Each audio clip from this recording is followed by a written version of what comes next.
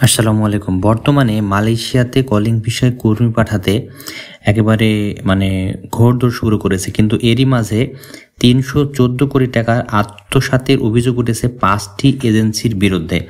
তো সেখানে আসলে বিস্তারিত কি বলেছে যে মালয়েশিয়ায় কর্মী পাঠানোর নামে শ্রমিকদের কাছ থেকে সরকার নির্ধারিত ফির চেয়ে ৫ গুণ বেশি অর্থ আদায় করে বিপুল পরিমাণ টাকা আত্মসাৎ ও পাচারের অভিযোগে আরও ৫টি রিক্রুটিং এজেন্সির বিরুদ্ধে মামলা করেছে দুর্নীতি দমন কমিশন। এই ৫ এজেন্সির বিরুদ্ধে আনুমানিক ৩১৪ কোটি ৩৪,৭২,৫০০ টাকা আত্মসাৎ ও বিদেশে পাচারের অভিযোগে মোট ২৬ জনকে আসামি করে ৫টি পৃথক মামলা করা হয়েছে। বৃহস্পতিবার দুপুরে দুদকের মহাপরিচালক এই বিষয়ে নিশ্চিত করেন। তিনি জানান, অভিযুক্ত এজেন্সিগুলি মোট ১৮,৭৬৮ জন কর্মীর কাছ থেকে সরকারের নির্ধারিত সর্বোচ্চ ফির চেয়ে কয়েক গুণ বেশি অর্থ আদায় করেন।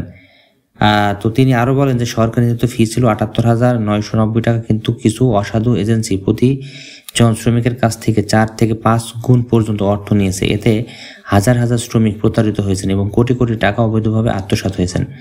৫ মামলার বিস্তারিত দুদকের তথ্য অনুযায়ী নতুন আমদানের ৫টি মামলার নিচে বিবরণ দেওয়া হলো।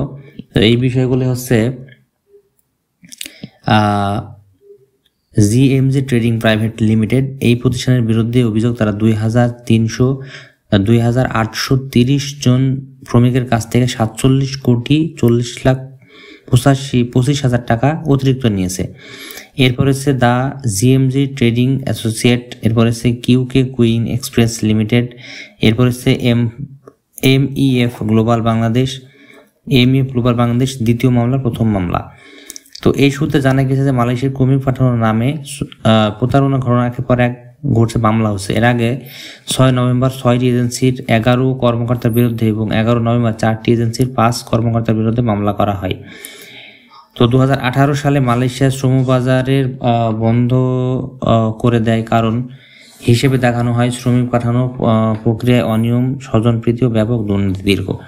তো একটা বিষয় হচ্ছে যে যারা কলিং ভিসায় এই ২০২৫ সালে যেতে চাই, তো তারা যেন আসলে এই যে অনিয়ম এবং দুর্নীতি যেন এইটা না হয়, এজন্য কিন্তু সরকার এবং মালয়েশিয়া সরকার যৌথভাবে কিন্তু এই কাজটি করছে এবং তদারকি করছে যে যদি দুর্নীতি হয় তাহলে সেই সকল এজেন্সিকে আগেই বাদ দিয়ে দেওয়া হবে।